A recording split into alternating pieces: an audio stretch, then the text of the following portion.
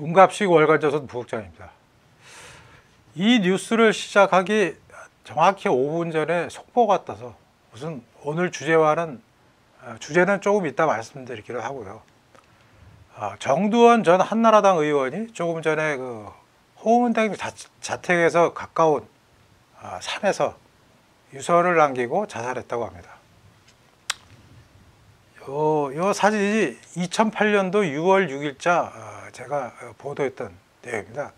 당시에 정두원 의원이 저랑 한 2시간 가까이 인터뷰를 했는데, 그때가 이제 그 이명박 대통령 집권 초기였죠. 근데 이 인터뷰가 파문을 일으키면서 결국은 당시에 청와대 비서실장을 비롯해서 몇몇 내각이 대폭 교체되는 사안을 낳았습니다. 제가 지금은 밝힐 수 없지만 사실은 이명박 대통령과 박근혜 전 대통령의 숙명적인 앙숙관계는 2007년도 대선 경선 당시에 시작됐죠. 이 문제의 그 정두원 의원이 박근혜 전 대통령에 대한 결정적인 엑스파일을 갖고 있다라고 이제 소문을 내고 다녔고, 박근혜 전 대통령은 그에 대해서 매우 격분하면서 그 둘의 관계가 비록 같은 보수로서 정권을 이어받긴 했지만 상당히 안 좋게 되고 말았습니다. 그래서 이 전체적인 내막은 왜 제가 정두원 씨를 그때 만났으며 그 이후로 상황이 어떻게 끌어올라갔는지가 사실은 제가 지난번에 언급한 JTBC 태블릿 PC까지 다 연결이 되는 부분이에요. 그래서 제가 그런 풀 스토리는 지금 뭐 당장 밝힐 수도 없고, 제가 한번 언제 기회가 되면 정말 우리나라 그 정계의 이멸에 얽힌, 그리고 언론계와 재계가 얽힌 한편의 대하 드라마 같은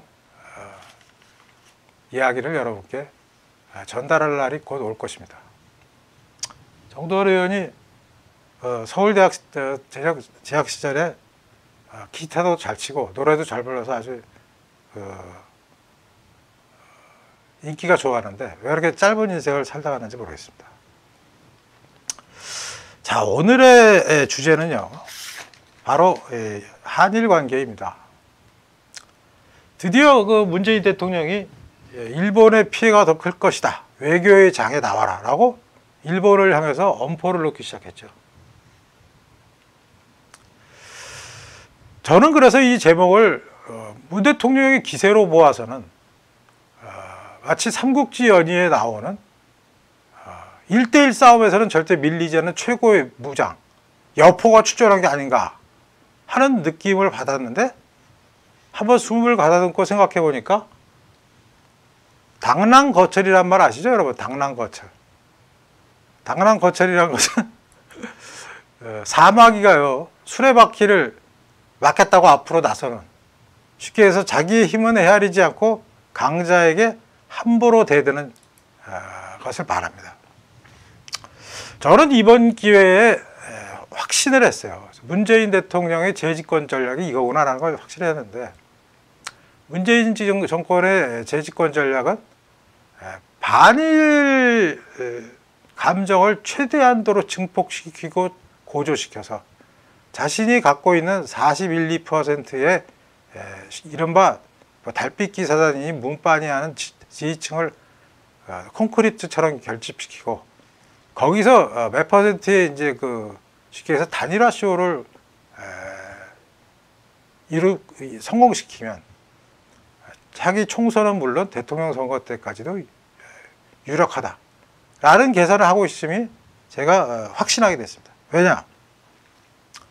만일 그 문 대통령이 역사에 진짜 그렇게 관심이 많고 우리나라 역사가 잘못됐다고 한다면 일본에 대해서만 그럴 것이 아니라 중국에 대해서 당연히 따져야죠. 예를 들면 만주 땅 우리 옛날 간도 지방 내놔라. 그리고 백두산 정계비 당시로 영토를 물려라. 아니면 백두산을 왜 너희들이 강제로 점거하고 있느냐. 이런 등등의 요구를 한다면 저는 저분은 당랑은 당랑이 사박이는 사박인데 그래도 뭔가 일관된 사박이구나 하고 저는 인정하겠어요. 근데 지금 이분이 하는 그 짓을 보면 중국한테 대해서는 꿀먹처럼 가만히 있고 일본한테 대해서만 역사를 들고 나와서 지금 시비를 붙고 있죠. 일방적으로 지금 시비를 붙고 있는 겁니다. 그러자마자 기다렸다는 듯이 무슨 위안부 할머니 단체라든가 그다음에 징용공 단체들이 모여서 왜 한국의 언론은 자기들 편을 들지 않고 일본 편을 드는 식의 보도를 하느냐 하면서 시위를 벌이게 됐어요. 저는 그런 시위가 즉시 나올 것이라고 생각합니다. 나올 것이라고 예상했었어요. 그런데 우리가 한번 냉정하게 생각을 해보면요. 우리나라의 언론들이 친일파라서 그렇습니까? 우리나라의 언론들이 일본이 예쁘고 우리 저 위안부 할머니나 징용공들은 보잘것없기 때문에 저희가 그렇습니까? 그런 것은 아니죠. 위안부 할머니들과 징용공들의 사정을 딱 하고 저희가 잘 모셔야죠. 가능한 한도 최소한 최대한의 예우를 해드리고 해줘야죠. 하지만 최대한의 예우를 해주는 것과 대한민국 전체의 5천만 명이 그분들 때문에 불구덩으로 끌려 들어간다. 그거는 상황이 다른 거죠. 그래서 냉정한 보도가 필요한 것입니다. 일단 저는 일본하고 저희가 무슨 이 큰 소리 치는 걸로 보면 꼭 전쟁이라도 할 듯한데 기본적으로 그 전략 개념에는요. GDP가 3대2의 차가 나는 나라는 싸움을 할 수가 없습니다. 해봤자 소용이 없어요. 제가 앞서 말씀드렸다시피 1965년에 우리나라가 한일 기본권 조약을 체결하면서 무상으로 3억 달러, 유상으로 2억 달러. 당시 5억 달러는 일본이 가지고 있던 외환 보유고의 24%라고 말씀드렸죠. 그렇게 우리가 그 이후에 54년 동안 성장해 왔지만 아직도 GDP의 차이는 1대3, 인구 차이는 1대2.5 정도 됩니다. 이런 나라는 붙으면요 승패가 뻔한 거예요. 승패가 뻔합니다. 그리고 이렇게 제가 이 문재인 정권의 차기 집권 전략을 예측하게 된 동기는 대통령뿐이 아니라 무슨 대통령이 뜬금없이 그 이순신 장관의 배 12척 하다가 또 김현종이라고 멀쩡하게 생겼는데 알고 보니까 엉망진창인 분은 국채보상 운동을 하지 않았나? 조국이라는 사람은 법을 전공했다는 사람이 축창가를 등장시키지 않았나 하는 이런 말들. 말로는 의기가 높아 보이지만 우리에게는 일본을 찌를 카드가 없죠. 저는 이 사안이요. 지금 벌어지고 있는 사안이 미국과 일본의 치밀한 합작에 의해서 시작된다고 생각합니다. 미국은 한국에 대해서 불신이 지금 엄청 클 거예요. 첫 번째 사례가 사드 배치 때의 그 어정쩡한 태도. 그리고 아직도 사드를 운영하는 미군들은 열악하기 짝이 없는 시설에서 살고 있죠. 미국의 입장에서는 자국의 군인들이 50년 전에 숨진 유해도 찾아가는 나라인데 쌩쌩한 젊은이들이 이름 모를 나라의 땅에 가서 북한이나 중국의 저 미사일로부터 대한민국을 지켜주겠다고 왔는데 환대받기는커녕 무슨 거지 취급을 당하는 걸 보면서 어마어마하게 열받았겠죠. 두 번째가 화웨이 문제입니다. 중국의 화웨이를 선택할 것이냐 말 것이냐. 이때도 문재인 대통령은 완전히 이 오락가락, 갈팡질팡, 어물어물 이런 행동을 보였죠. 그것으로 미국은 판단을 했을 거야. 저 대한민국이라는 놈들이 이제는 과거처럼 믿을 수 없는 친구들이고 라고 트럼프는 생각했을 겁니다. 거기에 일본의 아베는 트럼프의 생각을 간파하고 일본이 노리는 것은 또 다른 게 있죠. 일본의 제일 큰 수고는 뭡니까? 1945년 제2차 대전 패망 이후에 전쟁을 못하도록 한 헌법을 개헌해갖고 전쟁을 할 수 있는 쪽으로 계속 나가죠. 그래서 조금씩 바꿔 나와서 이제는 전쟁을 할 수 있는 전수방위라고 해서 전수방위라는 건 오로지 수비에만 지키는 데만 전념한다는 개념은 이미 사라졌어요. 자위대도 예를 들어서 호르무즈 해협이나 어디 외국의 유엔 평화유지국으로 갈 수 있어요. 아베의 최대 목표는요. 자위대를 유엔군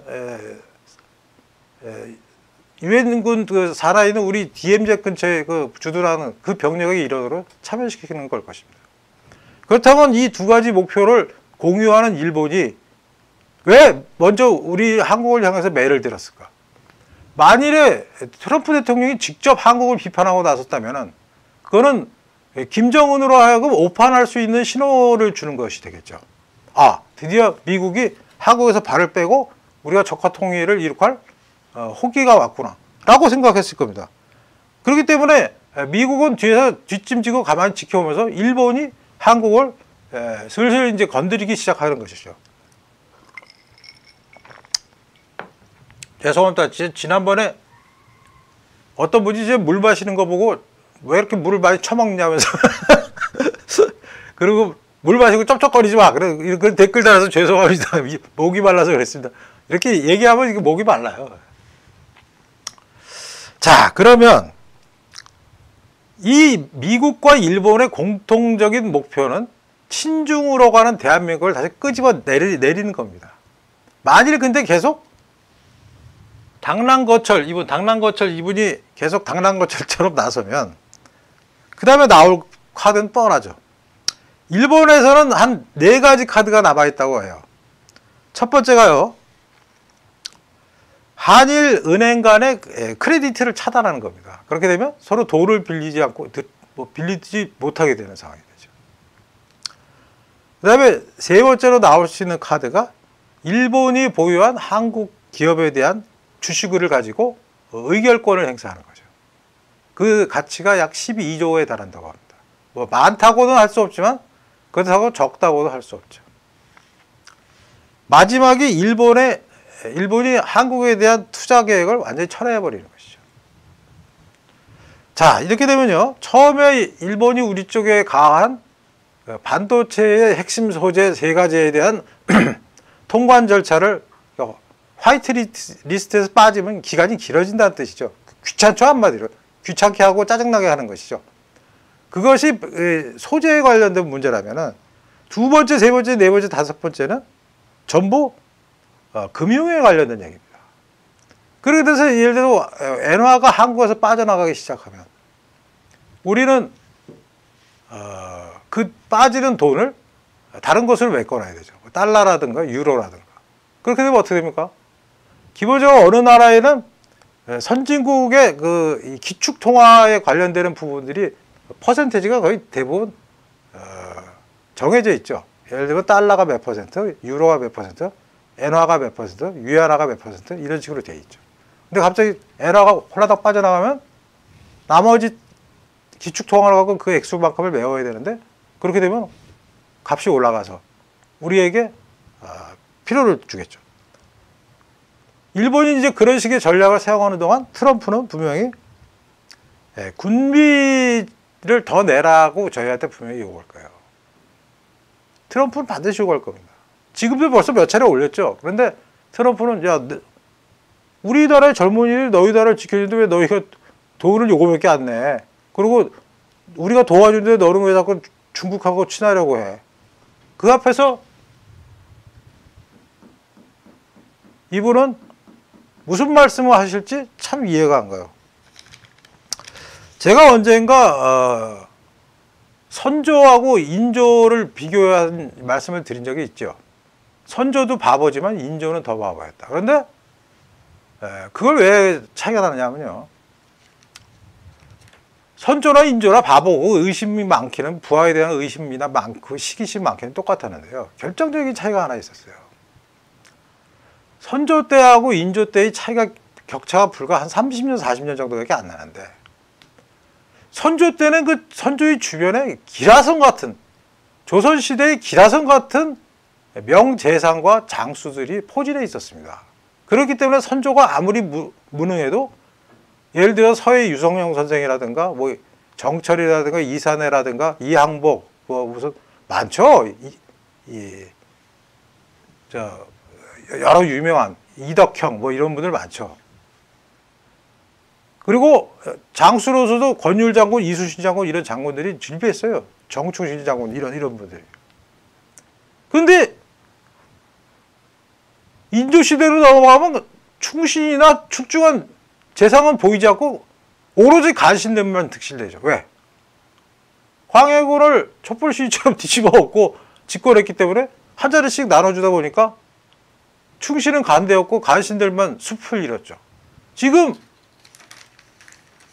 사실상의 촛불 쿠데타로 집권한 이분의 주변도 보면 자기를 옹립해주는 사람들한테 자리 나눠주기 바쁘죠. 오늘 윤석열 임명했대잖아요, 검찰총장으로. 왜? 더 신세를 졌으니까. 자, 이렇게까지 일본에 대해서 빠졌을 때 우리나라가 할 수 있는 카드가 뭐예요? 이렇게 큰 소리 치면 일본 피해가 더 클 거예요. 외교회장 나와라. 그러면 얘네들이 그러면 일본이 아유 무서워. 아우 한국 너무너무 무서워요. 이럴 것 같습니까? 저런 빠가야로 이러겠죠? 당연히 속으로. 겉으로는 안 그러겠지만. 저런 바보 같은 놈들. 저는 최근에 지금 이 문재인 정권이 일본에 당하는 그 양상이 1876년도 강화도 수호조약 이후 우리가 강제 병합 당할 당시에까지 비슷하다고 생각해요. 그때 우리의 지도층들은 어땠습니까? 하나같이 고집만 세고 척외 양이 척외라는 건 일본을 배척하고 양이 오랑캐를 몰아내자. 오로지 그 고집 하나로 버티다가 이런 트집 저런 트집 다 잡혔죠. 그래갖고 점점 계약서의 내용이 아주 평범한 총론에서 시작하다가 계약서가 가면 갈수록 나라를 잠식시키는 상태로 와서 나중에는 어떻게 손을 써볼 수 없는 상태로 됐죠. 왜? 고집 부린 사람들. 우리나라의 고집 부린 사람들은 족보가 깊어요. 조선시대 서인 세력부터 지금 600년 이상 흘러오고 있어요. 그래서 어떤 그 역사학자는 서인들의 나라라는 책도 썼잖아요. 무조건 고집 부리고 무조건 도덕성만 주장하고 도덕성 좋죠.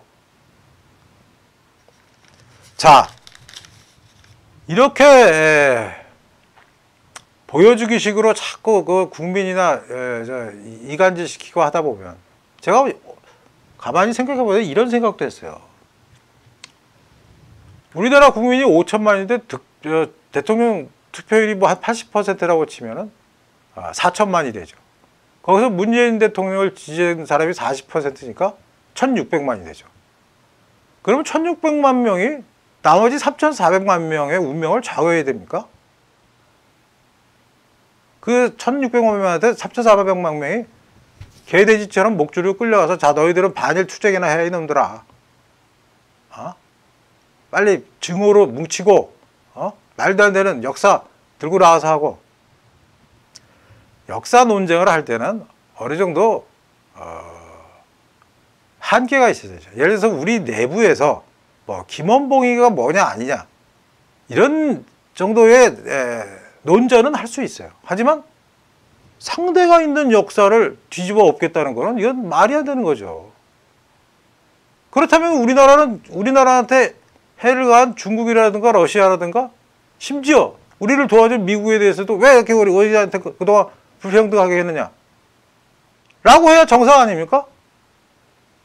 유독 일본만 걸고 넘어지는 것은 그 의도가 뻔한 거죠. 일본이라면 이를 부득부득하는 사람들 많잖아요. 실제로 일제 식품 사 먹고 일제 뭐 옷이나 뭐 이런 거 다 입으면서. 저는 일본이 지금 무지하게 벼르고 있다고 저는 생각해요. 그래서 이번에야말로 저희가 100년 전처럼 당하지 않으려면 가능하면 말을 좀 아꼈으면 좋겠어요. 얼마 전에 뭐 최종국 금융위원장이라는 사람이 뭐 일본의 엔화 유출에 대한 대책이 이미 서 있고 우리는 뭐가 다 확보되어 있다. 제가 그 얼굴 한 대 때려주고 싶더라고요. 그걸 지금 말이라고 합니까? 고위 관료라는 사람이. 고위 관료라는 사람은 그런 걸 알고도 모른 채 하고 있어야죠. 일본 사람들 보고 들으라고 그래 알고 있었어? 알았어 그럼 다른 수로 준비해야지 뭐. 그럴 거 아니에요. 무슨 놈의 위원장이라는 인간들이 저렇게 입이 가볍고 하나같이 무슨 죽창가야. 죽창가는 국채보상운동은 또 뭐고. 이러다 다 나오겠네 이제.